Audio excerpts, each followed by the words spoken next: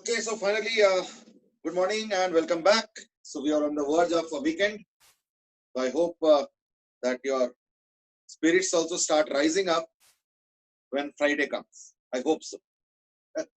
वैसे मैंने जब ये कमेंट किया था लास्ट टाइम तो I got messages like this that कहाँ फिर वीकेंड में भी तो क्लासेस आ जाते हैं, ये है वो है, but still I would say weekends are weekends.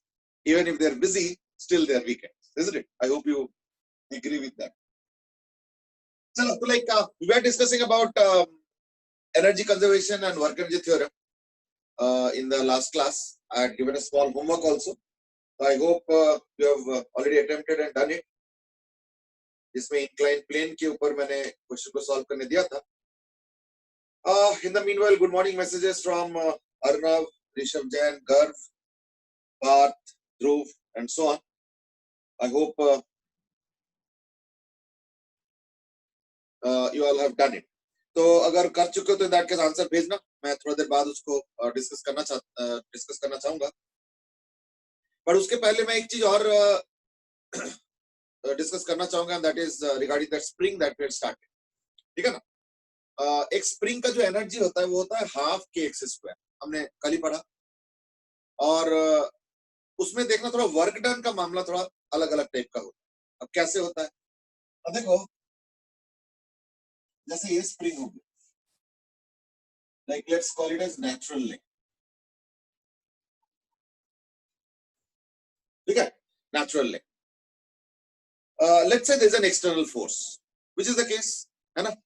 तो इस स्प्रिंग को ऐसे ले जाता हूं, फिर ऐसे ले जाता हूं, फिर ऐसे ले जाता हूं, फिर ऐसे ले जाता हूं, यानी 1 2 3 4.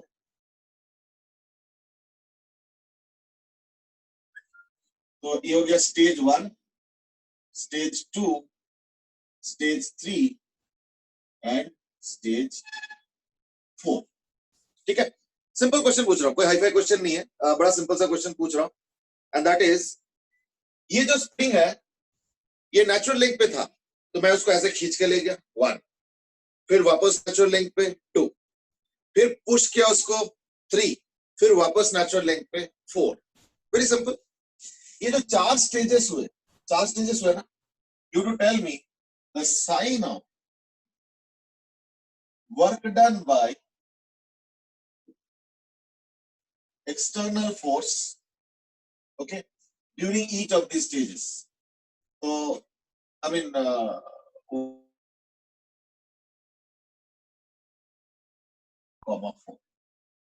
ठीक है. सिंपल क्वेश्चन, ऑलरेडी आंसर आने लगे हैं. अर्नब has asked कि नेचुरल लेंथ से एक्सटेंशन या कंप्रेशन पे नेगेटिव और एक्सटेंशन या कंप्रेशन से. चलो इतना लंबा चौड़ा एक्सप्लेनेशन देने की जरूरत नहीं है. What you can possibly do is that just simply write plus minus minus minus, जो भी whatever. And in fact that is what has been written by Shreyash is given negative positive negative positive. Okay,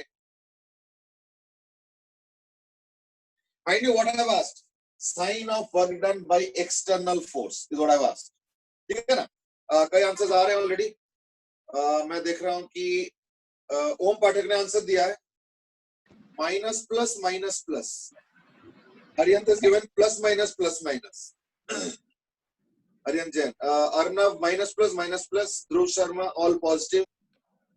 ये कैसे होगा all positive? Kumar Aditya minus plus minus plus, Sania Rawat plus minus plus minus, सोम plus minus plus minus. चलो यही दोनों आ रहा है basically, plus minus plus minus plus minus plus.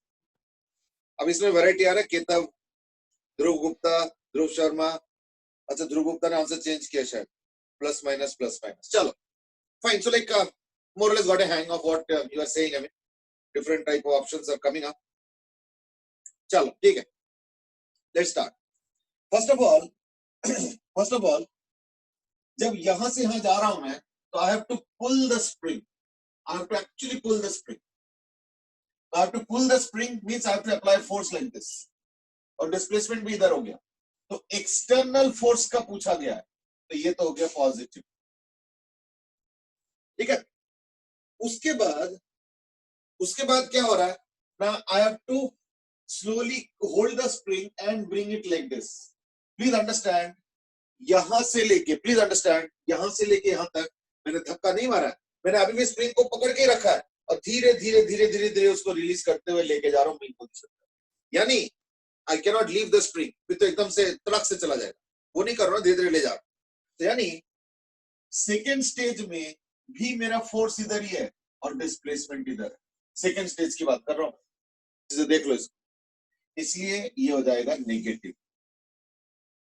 Third stage में क्या हो रहा है? Now I have to actually compress it like this, push it. I'm pushing it and also I'm displacing in the same direction.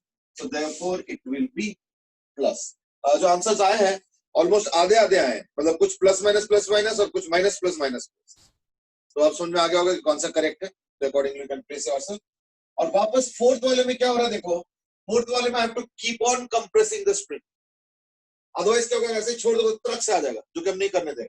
तो हम ऐसे करके आएंगे धीरे धीरे, यानी during the fourth stage I am still compressing the spring, देखो, and I am moving it like this. तो यानी force of compression by me, spring नहीं, स्प्रिंग का तो इधर है, बट मेरा फोर्स अभी भी इधर है, मैं फोर्थ स्टेज की बात कर रहा हूँ, मेरा फोर्स अभी भी इधर है और डिस्प्लेसमेंट इधर हो गया, यानी क्या हो गया, negative. So plus minus is the correct answer. I hope you got a hand of things. ठीक है, तो इसके उल्टे आंसर्स भी कई सारे आए हैं और ये आंसर्स भी आए, मतलब ऑलमोस्ट हाफ ऑफ स्प्लिट है, मैं देख रहा हूँ ऑन द स्क्रीन है जो आंसर कर रहे हैं। तो those who have answered correctly, good, or those who have not answered correctly, no problem. I hope you understood where you are probably thinking wrongly. Maybe कई बार होता है कि मैंने पूछा तो एक्सटर्नल फोर्स, बट कई बार दिमाग काम करता है स्प्रिंग फोर्स को लेकर। स्प्रिंग फोर्स का देखो तो उल्टा हो जाएगा, स्प्रिंग फोर्स का देखो तो उल्टा हो जाएगा, यानी वर्क डन बाय स्प्रिंग का अगर साइन देखोगे तो क्या होगा, उल्टा हो जाएगा, पहले नेगेटिव फिर पॉजिटिव फिर नेगेटिव और फिर पॉजिटिव। तो ये I hope it has been answered now, and you must have already got it. Those who didn't get the right answer in the beginning, है ना? चलो ठीक है, हम लोग एनर्जी कंजर्वेशन के ऊपर डिस्कशन करेंगे, ठीक है ना? जैसे आज हम डिस्कस करना चाहते हैं ये वाला केस,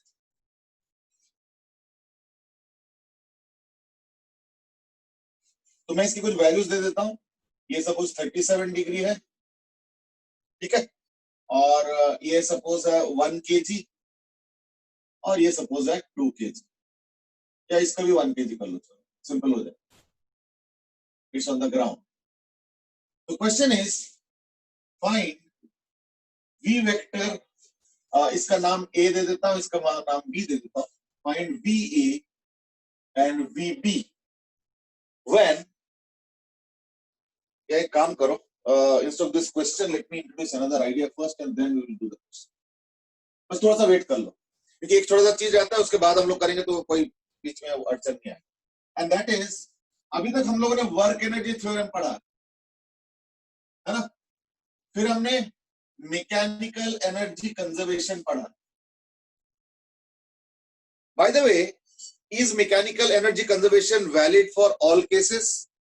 यस और नो मत बताना, ये बताओ कि अगर यस है तो देन नथिंग टू से, और अगर नो बताओगे तो in that case mention clearly what do you exactly mean. जल्दी करो। Okay, Harshit Lohani, good morning. Okay ठीक है, अर्नव हैज रिटन कि फ्रिक्शन नहीं होना चाहिए बस, ठीक है। गर्व से कि no and not for dissipative forces. Guru Sharma is also the same thing कि डिसिपेटिव फोर्सेस होगा तो नहीं होगा, ठीक है, very correct. That means what, ये हमेशा अप्लाई नहीं हो पाएगा, we can apply if dissipative forces, dissipative मतलब non conservative forces are not there, dissipative force अगर नहीं है, in that case we can apply it, that's a simple statement, ठीक है। चलो, तो लाइक ये हो गया। अब एक थर्ड है and that is momentum। भाई मोमेंटम कंजर्वेशन क्या कहता है ना, हमें पता है कि according to Newton second law F is equal to dp dt, if F external is equal to 0, that would mean dP is equal to 0. That would mean P is equal to constant. This is what is called as momentum.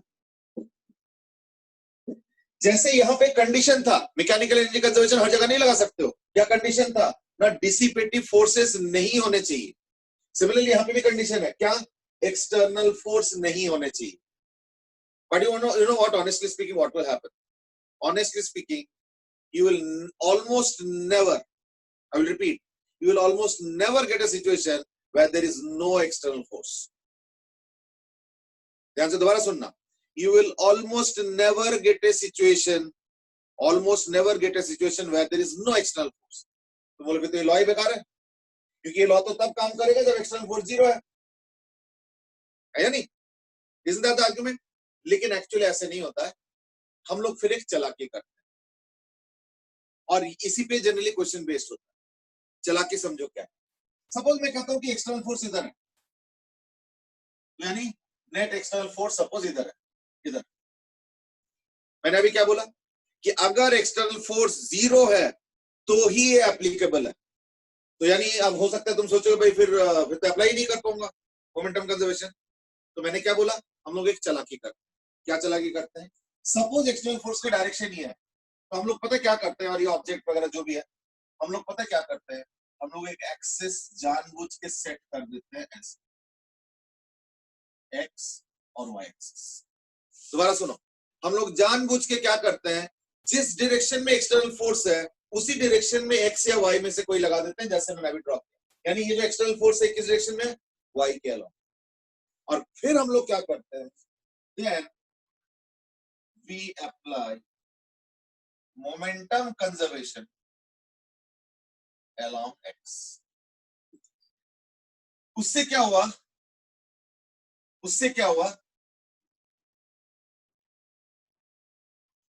कि external force 0 वाला condition को हम लोग use भी कर रहे हैं, और इस सिचुएशन में एक्सटर्नल फोर्स नॉन जीरो है, उस अड़चन में हम फंसे भी नहीं. ठीक है. तो therefore just because external force 0 है and that is a precondition does not mean that our hands are tied. We can still get around it.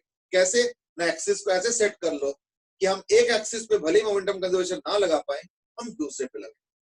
I hope you got the point. ठीक है ना. चलो नाउ लेट्स स्टार्ट. अब उस question पे हम जाएंगे. तो मोमेंटम कंजर्वेशन में एज आई सेड हम हर एक्सिस पे भले मोमेंटम कंजर्वेशन ना लगा पाए, तो हम क्या कर सकते हैं, along x यानी perpendicular to the net external force कर सकते हैं. तो x का मतलब क्या होता है, means perpendicular to direction of net external force. I think I made myself clear. अब उस क्वेश्चन पे चलते हैं. ठीक है. तो क्वेश्चन ये था,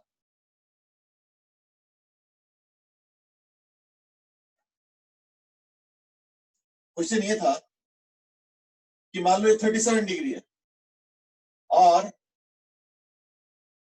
ये 1 kg, ये भी 1 kg, और इसका जो हाइट है, मान लो ये ऑब्जेक्ट एकदम टॉप पे है,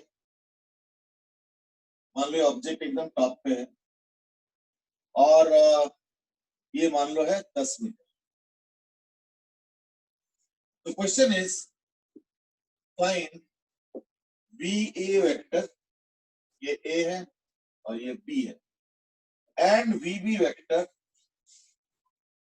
when A reaches the end of the inclined plane.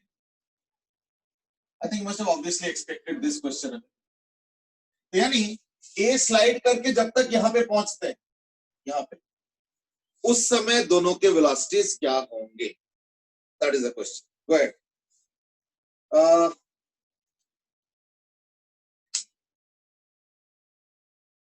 ठीक है.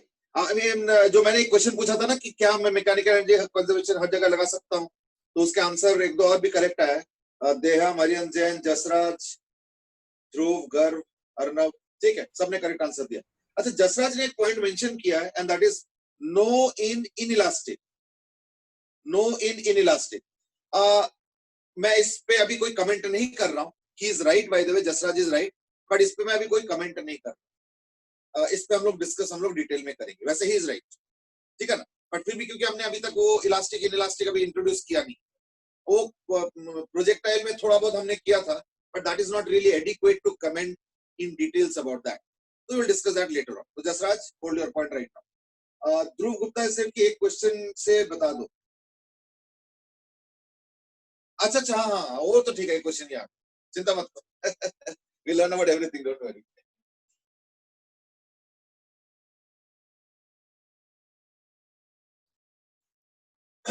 चलो, let's start by taking some small baby steps. ठीक है ना. नंबर 1, जैसे जैसे नीचे आएंगे, फ्रिक्शन नहीं है by the way, friction less है. जैसे जैसे नीचे आएंगे ना, तो पहली बात तो ये पॉइंट यहाँ पे नहीं पहुंचेगा, ये पॉइंट यहाँ पे कहीं पहुंचेगा. Now you might say, ऐसे क्यों? That's because by the time it is sliding on this floor of the wedge, floor तो नहीं कहूंगा, वेज का सरफेस है, तो क्या होगा ना, ऑब्वियसली जब ये बीच में कहीं पे है तो इसको एक ऐसे नॉर्मलेशन मिल रहा होगा, तो इन रिटर्न वेज को भी ऐसे ही नॉर्मलेशन मिलेगा, तो उसका एक हॉरिजॉन्टल कंपोनेंट भी है, यानी इस बार क्या होगा, वेज भी मूव करेंगे, तो यानी वेज थोड़ा सा खिसक जाएगा. इसका मतलब क्या हुआ देखो, इसका मतलब ये हुआ कि by the time it comes down the ways has also shifted a bit, तो यानी ये पॉइंट फिर यहाँ तो नहीं रहेगा ना, ये इधर कहीं आ जाएगा. अब कहां पे आएगा ऐसा मुझे नहीं पता, that we will decide later on, लेकिन आएगा जरूर. और फिर इसका मतलब क्या है कि ये तो यहाँ पे नहीं आएगा, ये यहाँ पे कहीं पहुंचेगा, यानी somewhere like. So therefore this particle is not going to follow this trajectory, it is going to follow this kind of a trajectory. अब वो exactly किधर होगा and all, I am not willing to comment right now, we can explore them slowly step by step. ठीक है. Already एक answer आ चुका है ध्रुव का, दैट इज 4√10. चलो ठीक है, अभी मैं इस पे कोई कमेंट नहीं कर रहा हूँ, ठीक है ना. Just hold on a little bit. What I am only saying is that एक काम करते हैं, एक ऑब्जर्वर यहां पे फिक्स करते हैं, ठीक है. और लेटर से जब ये एकदम आ गया यहाँ पे, तो उस समय ये जो है इसको देख रहा है सपोज कुछ ऐसे वेलोसिटी, यानी 37 डिग्री पे ऐसे velocity. Mind you, this observer, whatever he is seeing as far as A is concerned, he is not seeing the actual observation, he is seeing the relative observation. ध्यान रखना, क्यों, ये खुद भी तो चल रहा है, वेज चल रहा है, तो ये खुद भी चल रहा है. चलो ठीक है, तो लेट अस से he is observing small v, यानी अगर वैसे देखोगे तो ये हो जाएगा 3/5v, सॉरी 4/5v, और ये हो जाएगा इधर 3/5, ठीक है. और ये एंगल है 37. I hope that's clear. This, remember, is being seen by this person. This is not the genuine one. तो मैं इस क्वेश्चन को दो तरीके से कर रहा हूं. एक, as equation written by this observer. I will also do it little later on by taking this observer. तो फिलहाल मैं इस ऑब्जर्वर के हिसाब से कर रहा हूं, ठीक है. चलो, तो ये आ गया इसका velocity. Now see, let us से जिस समय ये यहाँ पे है उस समय इसका वेलोसिटी v माना है seen by this person, और उस समय लेट अस से ग्राउंड के रिस्पेक्ट में ये जा रहा है सपोज कैपिटल v से. Got it? यानी समझो इसको, इसका मतलब पता क्या हुआ कि जिस समय ये यहाँ पे पहुंचा उस समय वेज का वेलोसिटी तो हो गया कैपिटल v, लेकिन पर्सन का वेलोसिटी ये नहीं होगा, पर्सन का वेलोसिटी ये नहीं होगा. पर्सन का क्या होगा, ये तो रहा स्मॉल v, मतलब सॉरी पर्सन बता रहा हूं, ए का वेलोसिटी ये नहीं होगा, ये हो जाएगा 4/5v, और ये हो गया 3/5v. एक काम करो, इसको हटा देता हूं. Now I'm trying to draw the actual velocity of capital A. या इसको एक काम करो, रहने दो 4/v.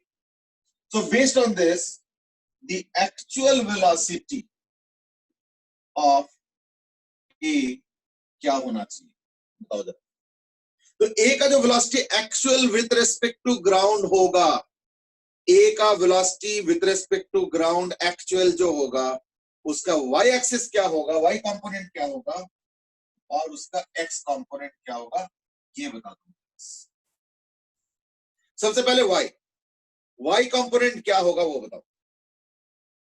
कुछ आंसर्स आने लगे, ध्रुव शर्मा ने आंसर दिया, अरियन जैन ने भी दे दिया 6√2 एंड 8√2। चलो अभी मैं कोई कमेंट नहीं कर रहा हूं, will discover that later on. हाँ जी, सबसे पहले मैं तो बताओ एक्चुअल वेलोसिटी ऑफ ए का y कंपोनेंट क्या होगा और x कंपोनेंट क्या होगा, means with respect to ground obviously. चलो मैं लिख देता हूं with respect to,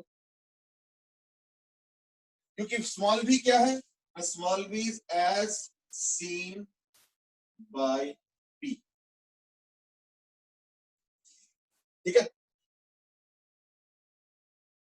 okay, 4/5 minus v, ठीक है, वेरी गुड। तो y का हो जाएगा 3/5 v, क्योंकि y एक्सिस में पर्सन मूव नहीं कर रहा है, इसलिए पर्सन को y एक्सिस का जो वेलोसिटी दिख रहा है वो जेन्युइन है, वो विद रिस्पेक्ट टू ग्राउंड है, उसमें कोई दिक्कत नहीं। क्यों? कि वो खुद y एक्सिस पे मूव नहीं कर रहा, तो he is going to see the actual velocity on the y axis. बिल्कुल सही बात है, 3/5।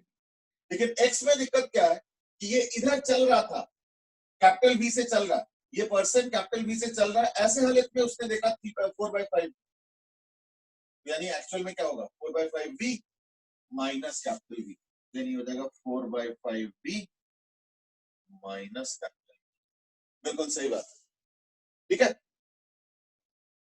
देख लो अच्छे से, ये क्वेश्चन बड़ा इंपॉर्टेंट है, इसके हर नुक्स को फॉलो करो। अब मैं सबसे पहले लगाऊंगा मोमेंटम कंजर्वेशन। ये बताओ क्या मैं मोमेंटम कंजर्वेशन लगा सकता हूं? क्लियर कट लॉजिक बताना, ऐसे यस और नो नहीं। यस बोलो तो भी साथ में एक लॉजिकल बताना, नो बोलो तो भी लॉजिकल बताओ। Let me see what your answer है। सर हाँ जी सर, ये b-4/5 भी नहीं होना चाहिए, ये x वाला। मतलब ये वाला डायरेक्शन को पॉजिटिव माना है मैंने। सर रिजल्टेंटली तो हमको लेफ्ट में जाता नहीं दिखेगा, जो पूरा वेज लेफ्ट में जा रहा है, तो या फिर वो छोटा वाला ब्लॉक राइट में जा रहा होगा। हाँ तो तो हो सकता है, ग्राउंड हो सकता है, मना नहीं कर रहा हूं, तो इसलिए तो माइनस भी है ना। वो अलग बात है कि होगा नहीं, वो एक अलग केस है, बट अगर होना भी होगा तो वो हो सकता है, मतलब किसी और क्वेश्चन में। क्यों? एक माइनस भी तो है। अब अगर मान लो कैपिटल भी बहुत बड़ा होगा और ये छोटा होगा तो जाएंगे, ठीक है ना। लेकिन एक लॉजिक बताता हूँ, तो ध्यान से सुनना, एक लॉजिक बताता हूँ। स्मॉल एम कभी भी लेफ्ट नहीं जा सकता, मतलब अगर तुम ग्राउंड फ्रेम में देखो। अब बताओ रीजन बताओ जरा। स्मॉल एम कभी भी लेफ्ट नहीं जा सकता है, लेफ्ट मतलब इस तरफ, लेफ्ट मतलब इस तरफ हो गया। स्मॉल एम कभी भी लेफ्ट नहीं जा सकता है ग्राउंड के रिस्पेक्ट में, रीजन बताओ। तो नीचे आ रहा है तो दोनों से एक एक्स कॉमन राइट की तरफ होगा जब वो इंग्लैंड से नीचे आएगा तो। चलो ठीक है, स्पेसिफिकली बता दो तो और अच्छा लगता है। What you are saying is not wrong. Normal reaction के कंपोनेंट हॉरिजॉन्टल इधर, तो हॉरिजॉन्टल मोशन स्मॉल एम में, तो मतलब ए में कौन करा रहा है? यही नॉर्मल रिएक्शन का कंपोनेंट, और तो कोई हॉरिजॉन्टल फोर्स नहीं है ना, और कोई हॉरिजॉन्टल फोर्स है क्या?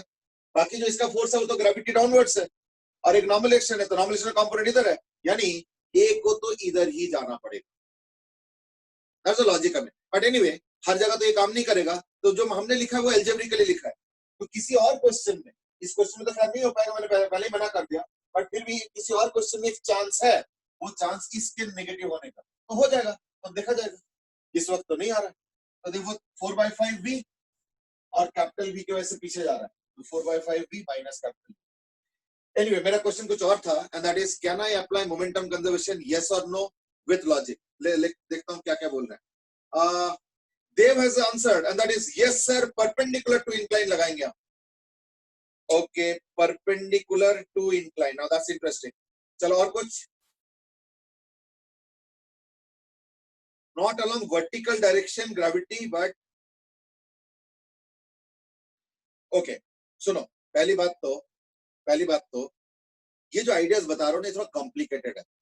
अगर तुम सोचोगे कि मैं किसी तरीके से, तुम सोचोगे कि मैं किसी तरीके से किसी एक बॉडी का मोमेंटम कंजर्वेशन लगाऊंगा, तो it's a very tough call, very tough call, ठीक है ना। इसलिए पता है हम क्या करेंगे, हम कंबाइंड सिस्टम का मोमेंटम कंजर्वेशन लगाएंगे। So therefore we will apply momentum conservation for combined system along x axis. x axis मतलब parallel to ground. ये समझ में आ रहा है क्यों? क्योंकि अगर तुम कंबाइंड सिस्टम लेते हो इन दैट केस तो एक ही फोर्स बच गया, एक्स्ट्रा दो ही फोर्स बच गया एक्सटर्नल. एक होता है ग्रेविटी और एक होता है normal action from the floor of the system. Floor of the system ये वाला. तो अगर तुम दोनों को कंबाइंड सिस्टम लेते हो इन दैट केस क्या होता है, फ्लोर से नॉर्मल एक्शन और बाहर से एक ग्रेविटी फोर्स लग रहा है. Both are perpendicular to the ground. So therefore along the horizontal यानी parallel to the ground there is no external force. इसलिए मोमेंटम कंजर्वेशन एक ऑब्जेक्ट का नहीं लगाऊंगा. बहुत टफ कॉल, बहुत tough call. Because you know what, momentum conservation कैसे लग पाएंगे? देखो जो इसका नेक्स्ट एक्सटर्नल फोर्स है वो इधर लग रहा है, तो therefore उसके परपेंडिकुलर ना. That's very tough call. So we are not going to apply it. What we are going to do is that we are going to apply it along the x-axis for the combined system. कैसे लगाएंगे? देखो अब अगर मैं momentum conservation का equation लिखूंगा, बल्कि दोनों इक्वेशन लिखूंगा. मोमेंटम कंजर्वेशन इक्वेशन क्या है? इनिशियली तो सारा जीरो है. इनिशियली तो ये भी रेस्ट पे, ये भी रेस्ट पे. बाद में क्या हो गया? कैपिटल एम यानी ये 1 kg इंटू माइनस बी. क्यों? क्योंकि ये इधर जा रहा है. और ए का किधर जा रहा है? एक्स के अलॉन्ग ये, यानी equal two plus 1 into 4/5 b minus capital B. I hope that's comfortable. Is that okay? देख लो अच्छे से. इससे क्या होगा ना, स्मॉल v और कैपिटल V का रिलेशन आ जाएगा. ये माइनस v और ये माइनस v, तो 2v हो गया, माइनस 2v रहता है तो उधर आ जाएगा. तो यानी v हो जाएगा इक्वल टू कितना? 5/2 कैपिटल V. देखो जरा,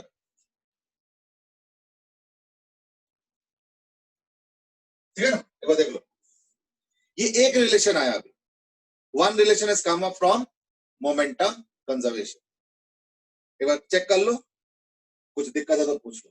क्योंकि जगह बिल्कुल नहीं है तो इसलिए मैं फिर से यहीं पे मिटा देता हूं. आई होप दैट्स ओके. अभी ये तो एनालिसिस हो चुका है तो I am sure you must have copied. तो मोमेंटम कंजर्वेशन से सबसे पहले ये इक्वेशन लिखता हूं. आई होप दैट्स ओके. दूसरा हम लगाएंगे एनर्जी कंजर्वेशन. उसके पहले एक बार देख लिया जाए कि एनर्जी कंजर्वेशन लग पाएगा या नहीं लग पाएगा. नहीं, यहाँ पे कोई डिसिपेटिव फोर्स नहीं है, फ्रिक्शनलेस सरफेस वगैरह है, तो therefore we can apply energy conservation. तो एनर्जी कंजर्वेशन क्या कहता है? Change of potential energy is equal to change of kinetic energy, या initial potential plus kinetic is equal to final. तो इनिशियल पोटेंशियल एनर्जी किसका है? इसी का तो है बस.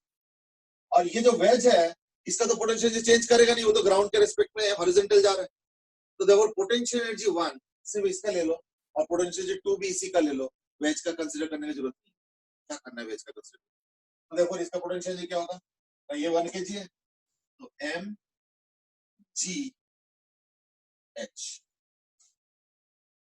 ठीक है, सॉरी mgh.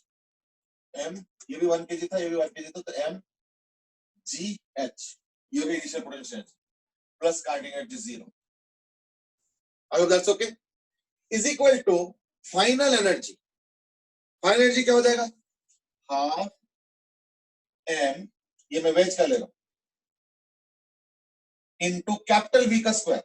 अब कैपिटल V को अगर आप पहले निकालना है तो चलो ठीक है, वही रख दो कैपिटल V का स्क्वायर. ठीक है, कैपिटल V का स्क्वायर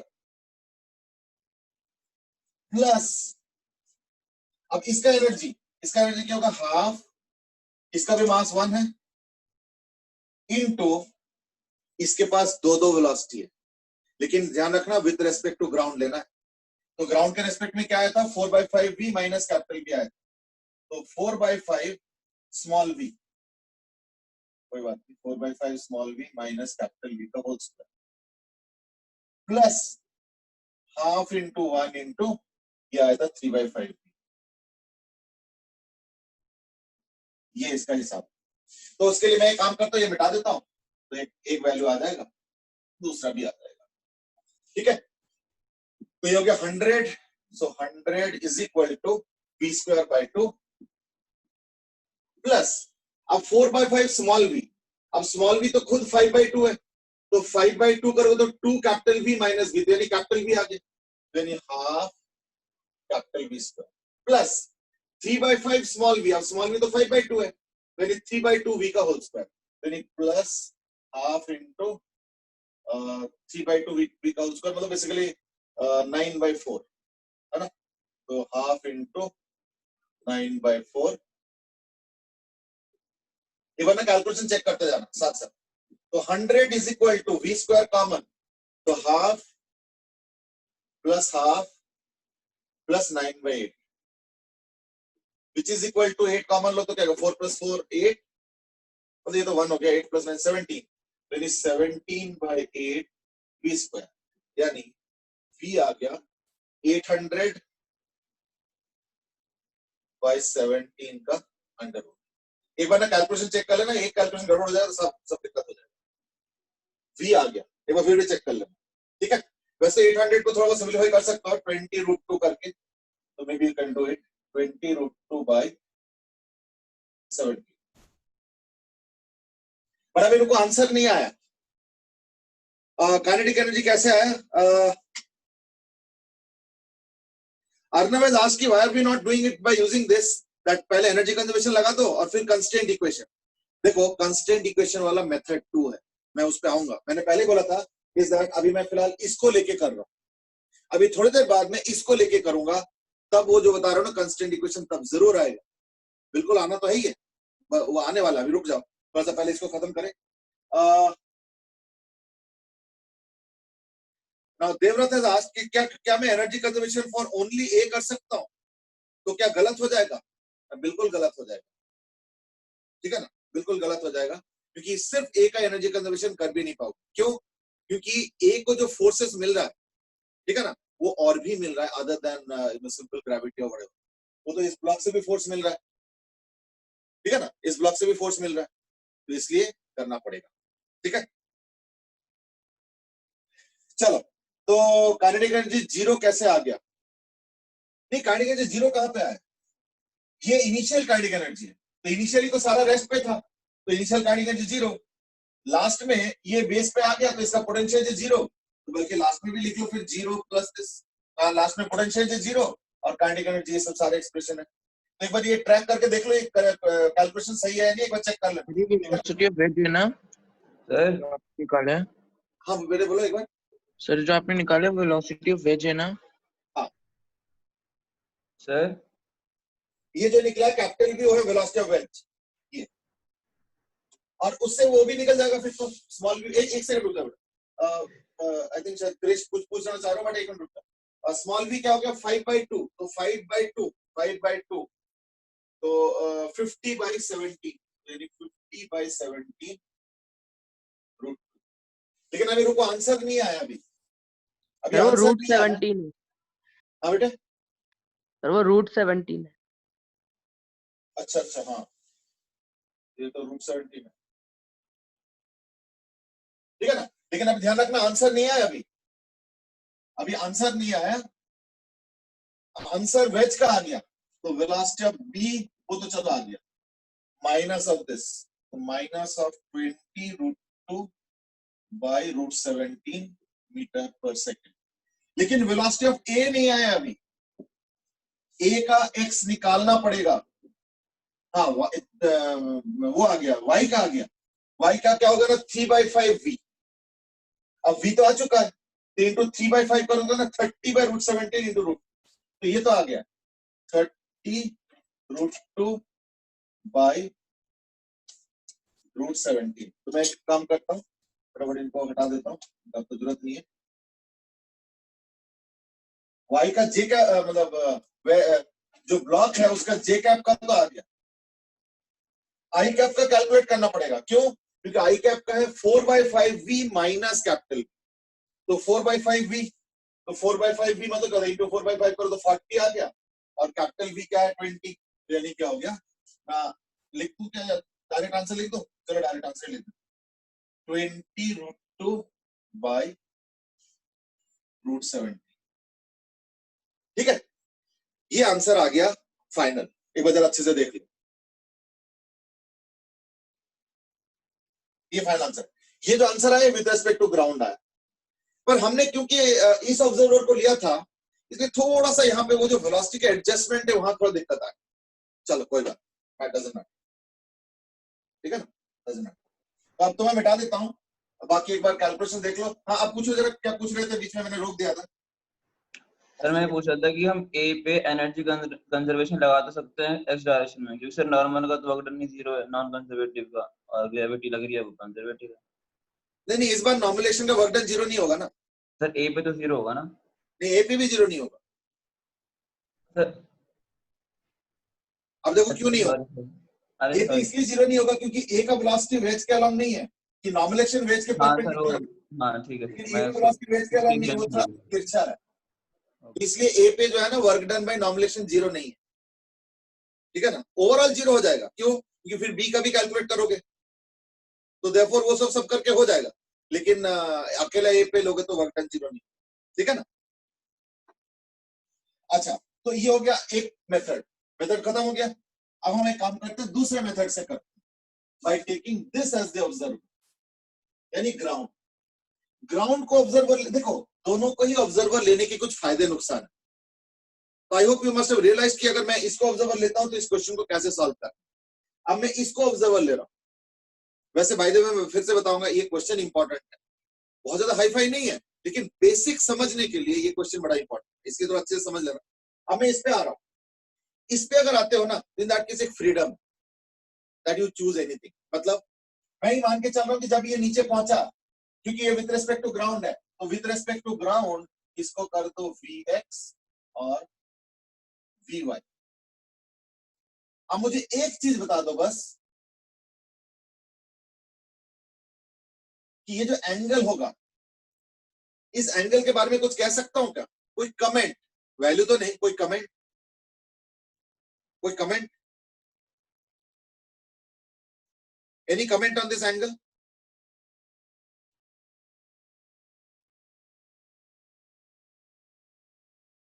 चलो अभी तक कोई कमेंट बॉक्स में, अच्छा सोम सेज की ये एंगल वही होगा जो वेज का एंगल है, यानी 37 डिग्री। ओके, क्रिश सेज की नो कमेंट्स। चलो देखो, अगर मेरे से पूछोगे कि ये एंगल बताओ, तो मैं कहूंगा अभी नहीं बता पाऊंगा, थोड़ा इंतजार करो, सॉल्व वॉल्व करूंगा तो बताऊं। लेकिन एक चीज मैं जरूर कह सकता हूं, दैट ये 37 डिग्री से तो ज्यादा हो। आई hope you understood the logic bye now. क्यों? क्योंकि ये ब्लॉक इधर नहीं आ रहा है, ये अगर ब्लॉक इधर आता तो एंगल 37 डिग्री होता, लेकिन ये ब्लॉक वेज के चक्कर में थोड़ा पीछे खिसक रहा है, तो यानी क्या होगा, ये ऐसे आ रहा है, तो यानी ये एक्चुअल वेलोसिटी है, ध्यान रखना। तो therefore Harsh has given a very simple answer, that is tan inverse of Vy by Vx। वो तो obvious है। मैं तो पूछ रहा था कि क्या वैल्यूज के बारे में कुछ कमेंट कर सकते हो, तो the only comment that we can make right now, कि हमने तो कुछ किया ही नहीं अभी तक, तो जस्ट डायग्राम तो बनाया, is that it will be more than 37 degree, और कुछ कमेंट नहीं कर पाएंगे। बाकी हाँ, वैल्यू तो obviously tan theta will be equal to Vy by Vx, that's obvious। हाँ अभी लिखा है अभी, and that is अरियंत ने भी ये लिखा है, that is है ना। अब देहम ने लिखा है पिछले क्वेश्चन के हिसाब से, बेटे पिछला क्वेश्चन अब खत्म कर। हाँ सर वो समझ गया। एक मिनट, सपोज तुमने पिछले क्वेश्चन उस तरीके से किया ही नहीं है, तब तो तुम्हारे पास एक फ्रेश क्वेश्चन है, तो वो वी वाई वी एक्स जो पिछले बार किया था हमने, वो सब मुझे नहीं पता, so I'm using it as a fresh one। मान लो यही मेथड पहले यूज किया होता, तब तो पता ही नहीं होता कि हमने पहले क्या क्या कर रखा है, भाई taking this as the observer, this observer को मिटा ही देता हूं। चलो ये ले, और इसका ले लेता हूं इस कैपिटल वी, इसका तो एक ही होगा। इसके एक फायदा है, पता है फायदा क्या है? फायदा ये है कि आप मोमेंटम इक्वेशन बिना कुछ के सॉल्व करके मतलब यूज कर सकते। क्यों?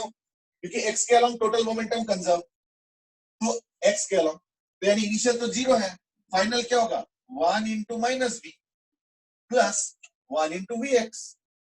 लॉजिक, ये हो गया मोमेंटम कंजर्वेशन, यानी सबसे पहले तो vx आ गया equal to capital V। University दोनों इक्वल कैसे आ गया, 1 kg, इसलिए इक्वल आ, तो there is nothing to be surprised. चलो ठीक है, कुछ फायदा हुआ। दूसरा इक्वेशन, अब एनर्जी का लिखूंगा। कमेंट मांगा था, Okay, Dhruv Gupta has written a dot. I don't know why. So like energy conservation. तो energy conservation तो वही होगा 1 mgh is equal to half mv square wedge का plus half mvx square particle का. लेकिन vx तो capital v है इसलिए मैं कैपिटल v लिख देता हूं. तो capital v square plus half m vy square. यानी इसमें अब दो वेरिएबल है, यानी अभी भी क्वेश्चन सॉल्व नहीं हुआ, थोड़ा और मेहनत करना पड़ेगा. उसके लिए हम क्या करें, अब हम यूज करेंगे कंस्ट्रेंट इक्वेशन. अर्नब तुम बात कर रहे थे ना कंस्ट्रेंट इक्वेशन के, वो अब लगेंगे. ठीक है, तो मैं अभी थोड़ा देर रुकता हूं, wait for 30 seconds. Constraint equation लिख के भेजो, कंस्ट्रेंट इक्वेशन जल्दी.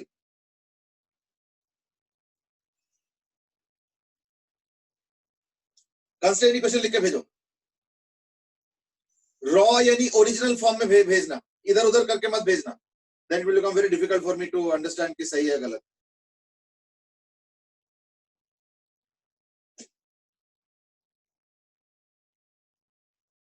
Constraint equation. Okay, Arnab says कि velocity of both blocks perpendicular to incline equal होगा. ऐसे नहीं बोलो.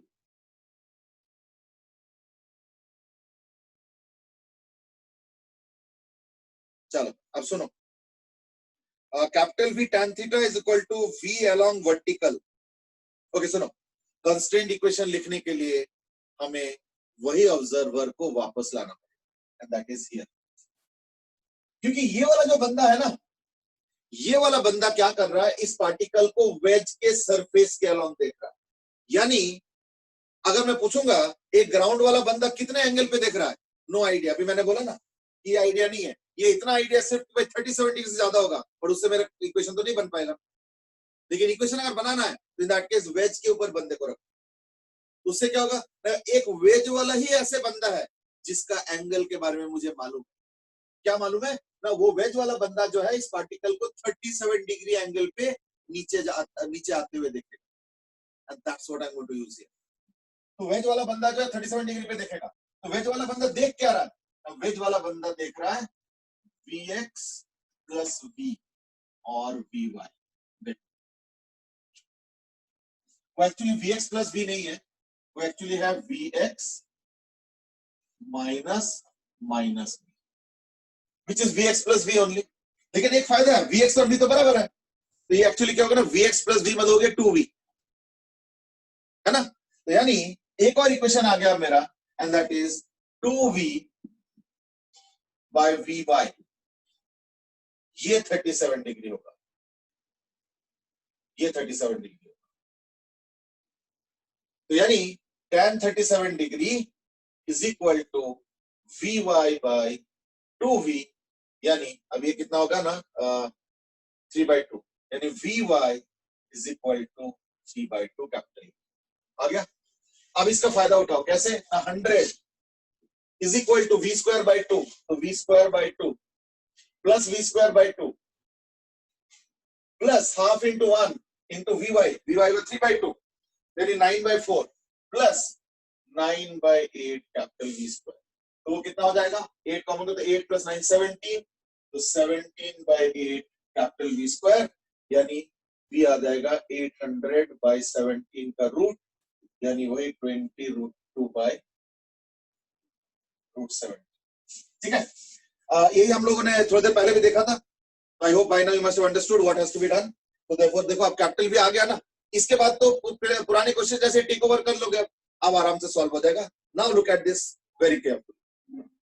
अर्नब हैज सेड कि, अच्छा सोम हैज सेड कि 2V कैसे हो गया, अर्नब हैज सेड कि कंस्ट्रेंट इक्वेशन कैसे है. कंस्ट्रेंट इक्वेशन के लिए मैंने क्या बोला कि एक ही बंदे का एंगल मुझे मालूम है, मतलब एंगल मालूम है इन द सेंस कि एक ही बंदे का मुझे मालूम है कि क्या एंगल नजर आएगा उसको, और वो है वेज वाला बंदा. तो वेज वाला बंदा इस पार्टिकल को एग्जैक्टली 37 डिग्री पे नीचे आते हुए देखेगा. अब वेज वाला बंदा देखेगा क्या, दैट इज द थिंग. तो वेज वाला बंदा क्या देखेगा, ये तो कैपिटल V हो गया, और वेज वाला हो गया, सॉरी वेज वाला हो गया कैपिटल V, और इसका Vx और Vy. तो ये Vx है, ये वाला बंदा ऐसे जा रहा है, तो रिलेटिव में से क्या होता है, ऑब्जेक्ट माइनस ऑब्जर्वर, और y में तो कोई फर्क पड़ता नहीं है, तो ये एंगल जो है ये हो जाएगा 37, और मैं उसी का फायदा उठाया। तो क्योंकि इस केस में एक सिंप्लीफिकेशन पहले से हो रखा है कि Vx और V बराबर है, तो देयरफॉर Vx प्लस V यानी 2V हो गया, और ये Vy, तो देखो 2V Vy, तो उससे Vy का रिलेशन आ गया, और देखो कैपिटल V का सेम आंसर आ गया 20√2/√70। बाकी तो आई थिंक, हाँ जी आप बोलो क्या बोल रहे सर इसमें ऐसा नहीं होगा कि कंटैक्ट कंस्ट्रेंट है तो फिर सरफेस के परपेंडिकुलर में वेलोसिटी इक्वल करेंगे? हो? कौन सा? कैसेडी इक्वेशन निकालते हुए सर इस केस में, हाँ, तो जो कांटेक्ट सरफेस है उसके परपेंडिकुलर डायरेक्शन में वेलोसिटी इक्वल नहीं करेंगे? देखो इसके एंगल तो पता नहीं है। नहीं, पर ये जो है ना, ये तुम इसको ले रहे हो ना, प्रॉब्लम क्या नहीं, ये तो इधर जा ही नहीं रहा है, ये तो इधर आ रहा है, तो भी तो प्रॉब्लम है ना। तो कॉन्क्रीट एंगल कहां से मिल पाएगा? कॉन्क्रीट एंगल इसी से मिलेगा, इसलिए अगर कंस्ट्रेंट इक्वेशन चाहिए ना, तो इसी बंदे का हेल्प तुमको लेना पड़ेगा, दैट इज द प्रॉब्लम, ठीक है ना। देखना और भी ऐसे सिचुएशन आएंगे, अभी और कराऊंगा मैं। ये सरनब समझ में आ गया फिर कंस्ट्रेंट इक्वेशन कैसे है? I hope you are getting it. Yes sir. चलो, तो like let's move on now. इसमें अगर और कोई डाउट है तो पूछ सकते हो, इन द मीनवाइल मैं मिटा देता हूं। इन द मीनवाइल मैं अब एक और क्वेश्चन दे रहा हूं। सपोज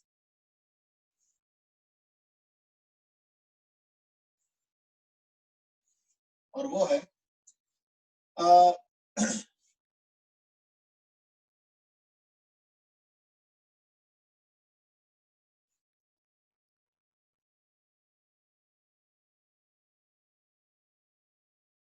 सपोज यहाँ पे एक रिंग है और एक स्प्रिंग जोड़ा हुआ है मतलब इसमें, ठीक है, और एक और रिंग है, दोनों का मास m है भाई, दोनों का मास m है। मैं क्या करता हूं, इस रिंग को कुछ इनिशियल, या एक काम करो अलग अलग मास ले लो, चलो 2m ले लो, इस रिंग को कुछ इनिशियल वेलोसिटी देता हूं, तो it's a rod, it's a long rod, उसपे दो रिंग्स लगे हुए और दोनों रिंग को कनेक्ट करते हैं स्प्रिंग, तो यानी बीच में से एक रॉड निकल रहा है, बस फ्रिक्शन लेस है, नो फ्रिक्शन। इसका मास 2m है, इसको मैं कुछ इनिशियल वेलोसिटी u दे देता हूं। Question is find the maximum elongation of spring। इसमें भी एनर्जी वगैरह जो भी इन्वॉल्व करना है, अगर मोमेंटम है तो momentum, whatever ideas come away. In the meanwhile I hope there are no questions on this. Som has asked कि 2v कैसे आया, वो actually vx minus minus v, और तो vx प्लस v हो गया, और यहाँ पे मैंने लिखा था अगर याद हो तो vx इक्वल टू v, इसलिए 2v आ गया। ठीक है, और कोई क्वेश्चन है? सर हम इस क्वेश्चन को काइनेमेटिक्स से भी कर पाते हैं ना, लेकिन वो डिफिकल्ट होता है, फिर कर नहीं पाते। इस पर्टिकुलर क्वेश्चन को हाँ सर। काइनेमेटिक्स से करने मतलब समझ लो ना, फिर वो पूरा एक्सेलरेशन वगैरह बिल्कुल कर सकते हो, ठीक है ना। तो वो एक्सेलरेशन याद है ना, वो एक्सेलरेशन का कांस्टेंट इक्वेशन वगैरह, उसको यूज करना पड़ेगा, बिल्कुल कर सकते, बिल्कुल कर सकते।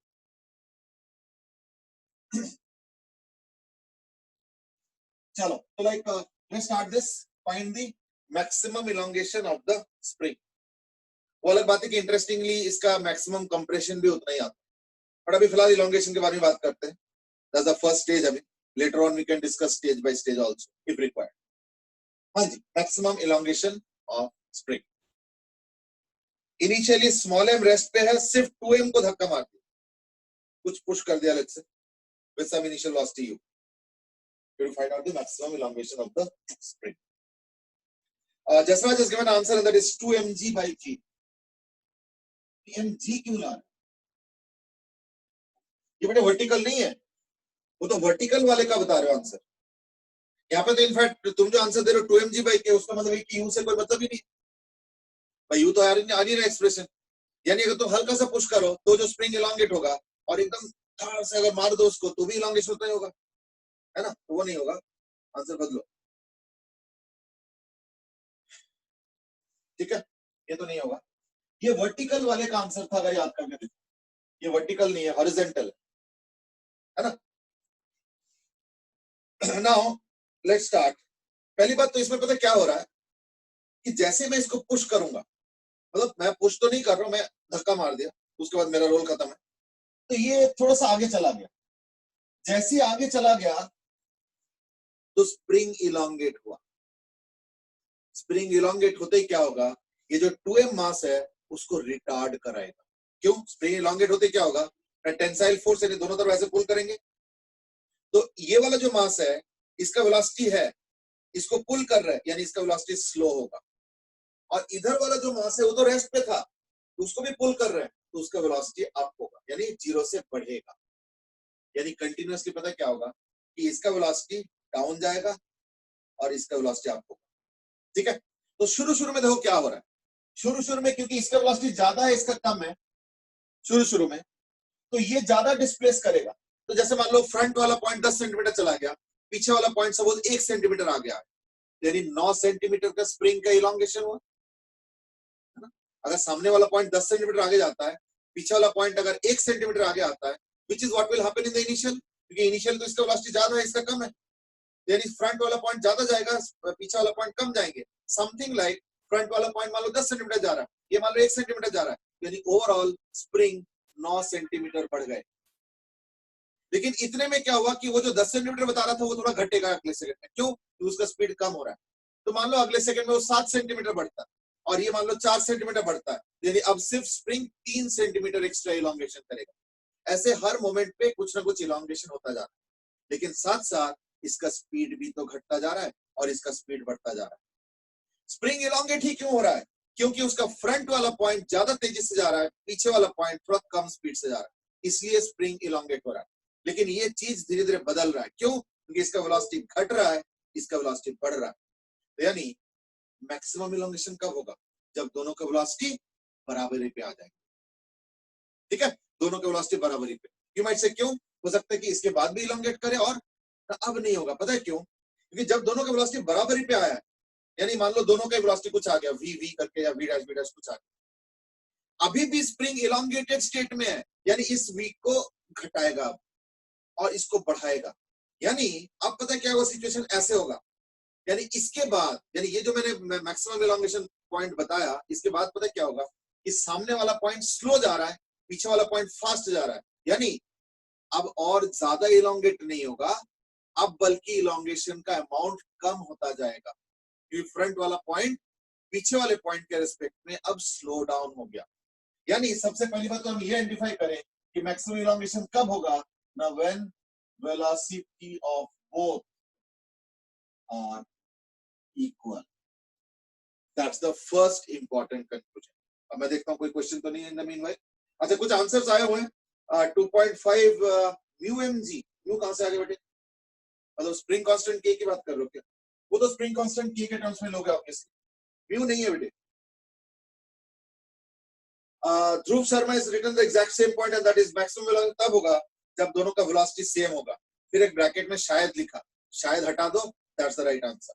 चलो ठीक है, यानी क्या हो गया, ये अगर मैं पूरे को सिस्टम लेता हूं, अगर मैं पूरे को सिस्टम लेता हूं, तो इन दैट केस रॉड से नॉर्मल डायरेक्शन, मासेस के वेट्स, ये तो वाई एक्सिस में, एक्स एक्सिस में कोई एक्सटर्नल फोर्स नहीं है, इसलिए मैंने पूरे को सिस्टम लिया। सो दैट जो स्प्रिंग फोर्स आ रहा है वो इंटरनल बन जाएगा, हमारे इक्वेशन में कोई अड़चन नहीं पैदा करेगा। यानी इनिशियली मोमेंटम कितना हो गया, 2m into u, बाद में क्या होगा, mv प्लस 2mv, क्योंकि velocity of both are equal, तो इक्वल टू मान लो v मान लो, यानी इससे v आ गया in terms of u, v क्या आ गया 2u/3, वेलोसिटी आ गया 2u/3। अब आ जाओ एनर्जी कंजर्वेशन। देखो क्वेश्चन बहुत आसान है। अब आ जाओ एनर्जी कंजर्वेशन। देखो अगर तुम देखते हो तो दैट केस फोर्सेस क्या लग रहा है, स्प्रिंग फोर्स। स्प्रिंग फोर्स तो हमने कल ही बात बताया था कि वो कंजर्वेटिव होता है, यानी ये हो गया मोमेंटम कंजर्वेशन से। अब हम बात करेंगे एनर्जी कंजर्वेशन से। तो एनर्जी कंजर्वेशन से क्या होगा, हाफ m u², और तो कोई एनर्जी है ही नहीं, बाद में है कितना, half mv²,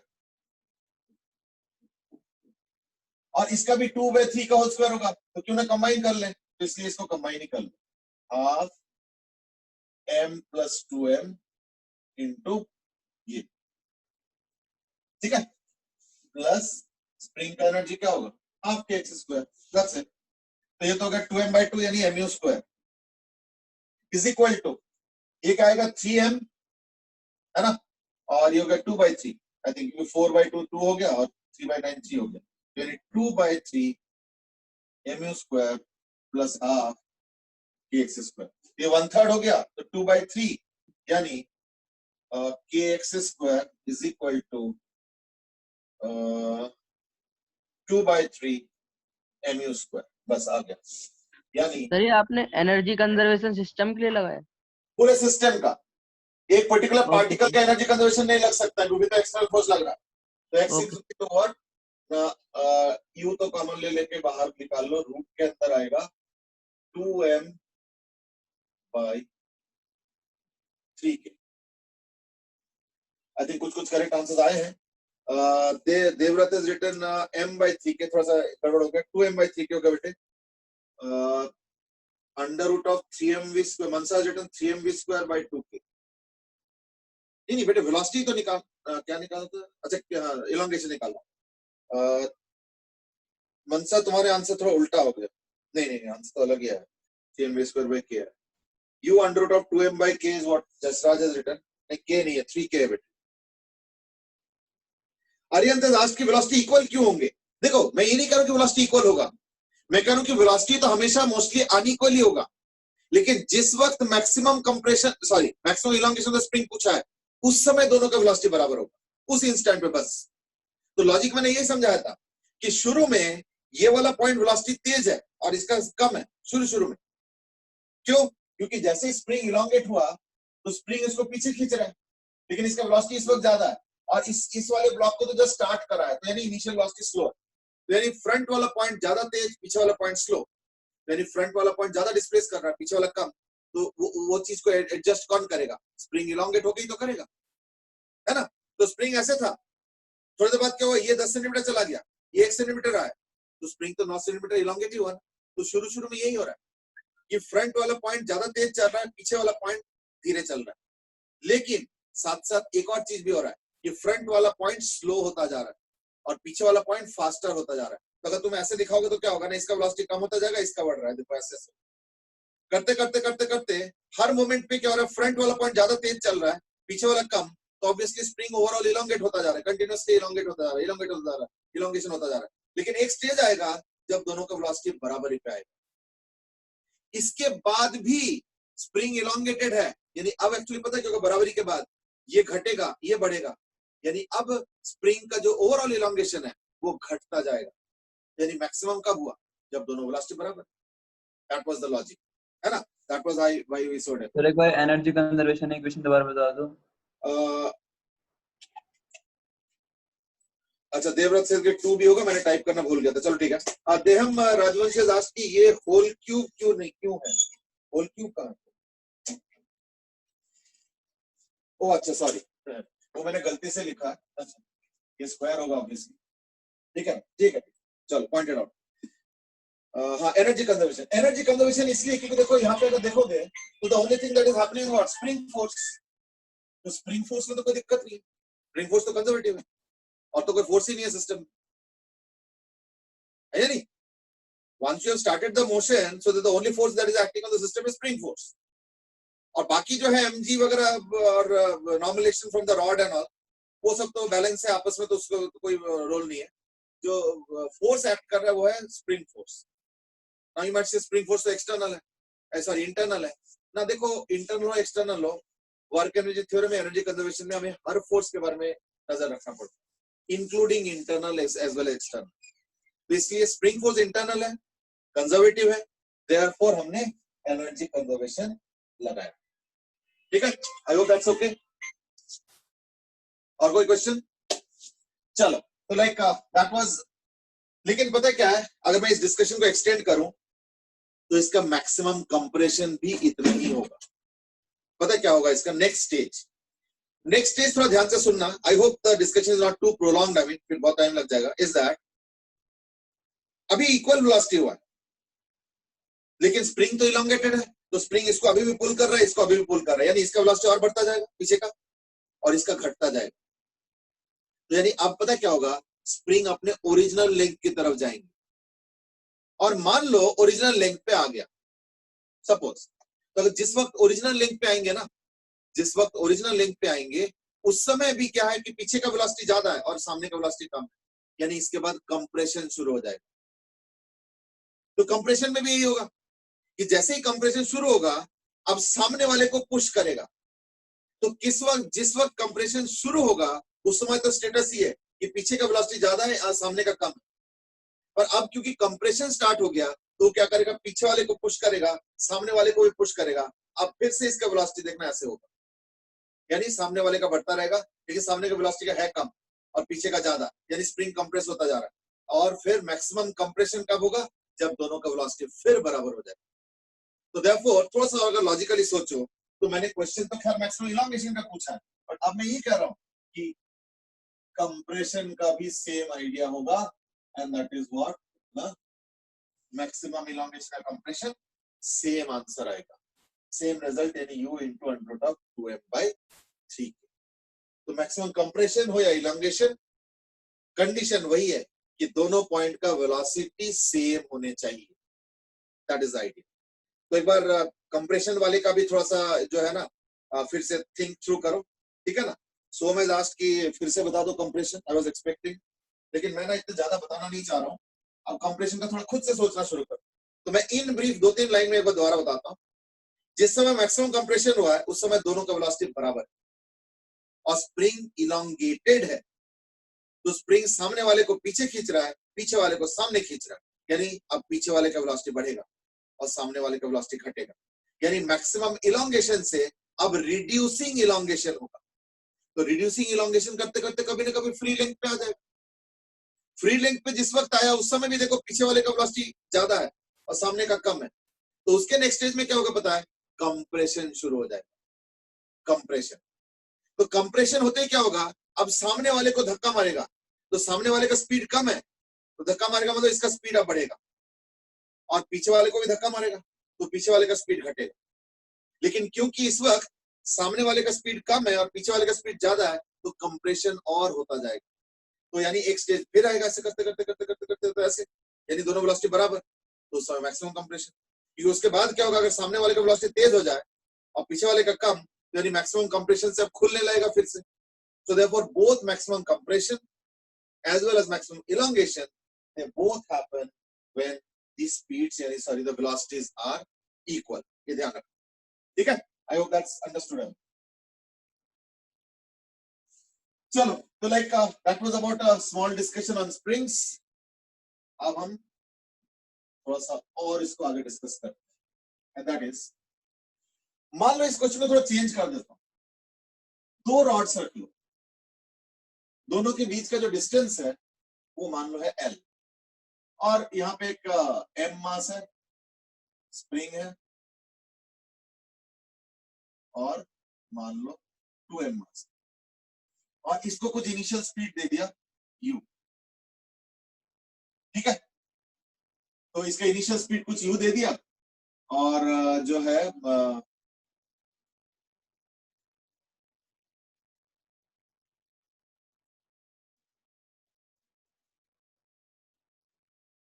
initial speed U दे दिया, और question is find maximum length of spring, find the maximum length of spring। Arnav has written तो सर नेचुरल लेंथ को रेफरेंस पॉइंट लेके क्वेश्चन को पार्ट्स में डिवाइड करना है। एक्चुअली देखो अर्नव की जो पिछले क्वेश्चन था उसमें क्लियर कट था कि मैक्सिमम कंप्रेशन या इलॉन्गेशन तब होगा जब दोनों के वेलोसिटी बराबर है। तो देयरफॉर इसको अलग अलग से पार्ट्स में डिवाइड करने की जरूरत नहीं है। 2 लाइन का तो क्वेश्चन है, एक मोमेंटम कंजर्वेशन और एक एनर्जी कंजर्वेशन, अगले लाइन पे आंसर आ जाता है। तो देखो let's not do splitting and all, इतना कोई जरूरी नहीं, ठीक है। Find the maximum length of the spring. ये दोनों ही स्लाइड कर सकता है, मतलब ये दोनों ही रिंग्स है, दोनों ही रिंग्स है जो कि रॉड के अंदर अटैच है। तो जैसे इसको धक्का मारेगा तो ये आगे जाएगा तो ये भी आगे जाएगा, तो both will go together actually to find out the maximum length of the spring. Aryant has also asked, is it in the vertical plane? Aryant, I'm going to answer it, no doubt.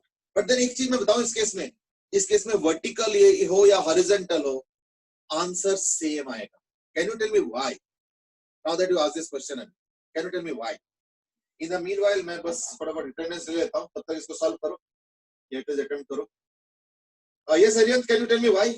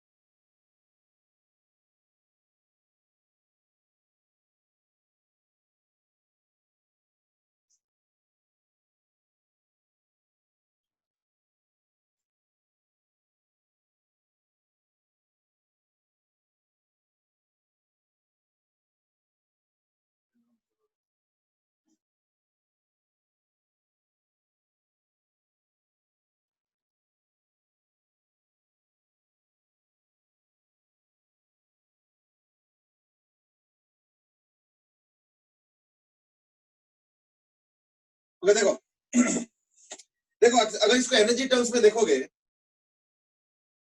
तो क्या क्या energy आ सकता है. Kinetic energy वो तो चाहे horizontal हो vertical आएगा. स्प्रिंग एनर्जी चाहे हॉरिजॉन्टल हो या वर्टिकल आएगा. Gravitational potentiality is a decider. लेकिन अब इस बार वो भी नहीं आएगा. पता है क्यों? क्योंकि ये हॉरिजॉन्टल है, ये भी हॉरिजॉन्टल है. तो अगर तुम इसको हॉरिजॉन्टल प्लेन पे रख के करोगे या अगर वर्टिकल प्लेन पे रख के करोगे, दोनों कैसे स्टार्ट, तो कोई फर्क नहीं पड़ेगा. क्यों? ये हॉरिजॉन्टल जा रहा है, ये भी हॉरिजॉन्टल जा रहा है, यानी no change in gravitational potential energy. इसलिए इस पर्टिकुलर क्वेश्चन में, मैं हर क्वेश्चन की बात नहीं कर रहा हूं, इस पर्टिकुलर क्वेश्चन में it won't matter whether it is horizontal और वर्टिकल. ठीक है. बाय द वे, इसका थॉट वही है, and that is maximum elongated state में जब स्प्रिंग होगा, दोबारा सुनो, मैक्सिमम इलोंगेटेड स्टेट में जब स्प्रिंग होगा, ठीक है ना, उस समय क्या होगा ना, दोनों का वेलोसिटी बराबर होगा. ठीक है ना. आर्यन ने लास्ट के normal is also provided by rod. बिल्कुल बात सही है Aryan, normal reaction rod provide करेगा. लेकिन जरा देखो, डिस्प्लेसमेंट हॉरिजॉन्टल और normal reaction perpendicular to the rod, इसलिए नॉर्मल रिएक्शन का कोई रोल नहीं इस केस. हाँ, फ्रिक्शन होता तो प्रॉब्लम था, बट फ्रिक्शन तो है नहीं, तो let's not bother, let's rejoice. Aryan ने लास्ट, अच्छा जसराज ने आंसर भी दे दिया. चलो एक काम करो, आज टाइम खत्म हो गया, चलो एक इसको हम लोग कल करते हैं, कल इसको स्टार्ट करते हैं और इसके ऊपर और भी थोड़ा डिस्कस कर लेंगे. देयर आर वन और two more point that I would like to discuss through this particular question. वो अलग बात है, ये क्वेश्चन काफी सिमिलर है टू द प्रीवियस वन. चलो anyway, we are passing through a very very important stage of our discussion in physics. I mean, तो इन सब चीजों को जो है अच्छे से एब्जॉर्ब भी करो, नंबर वन. और number two is that doubts को पूछो कि जैसे मान लो ऐसे क्यों किया, ये क्यों कर दिया, वर्टिकल क्यों है, ऐसे एंगल पे कैसे हो गया, है ना, इसका मैक्सिमम क्यों होगा, एक्सटर्नल फोर्स भी तो है, इंटरनल क्यों नहीं लिया, ये क्यों किया. जो भी छोटे छोटे क्वेश्चंस होता है ना, ये पूछते जाना. तो मैं इसलिए ध्यान रखता हूँ कि कौन क्या पूछ रहे हैं, and I try to answer everyone. But कई बार चैट ज्यादा आ जाते हैं, तो अगर मान लो एक आध स्किप हो जाता है ना, तो मुझे दोबारा भेज दो, उसमें शर्माना नहीं है. ठीक है ना. बिकॉज दो स्मॉल पॉइंट्स रिक्वायर क्लैरिफिकेशन, क्योंकि वही बाद में अड़चन बन जाता है किसी और क्वेश्चन में अगर क्लियर नहीं रहेगा तो. ठीक है ना. चलो आज के लिए इतना ही करते हैं, और time is just up. We will continue tomorrow with this question. ठीक है. चलो आज के लिए इतना ही बेटे. Thank you sir. Bye bye. Thank you and have a thank good you day. Thank you and have a good day.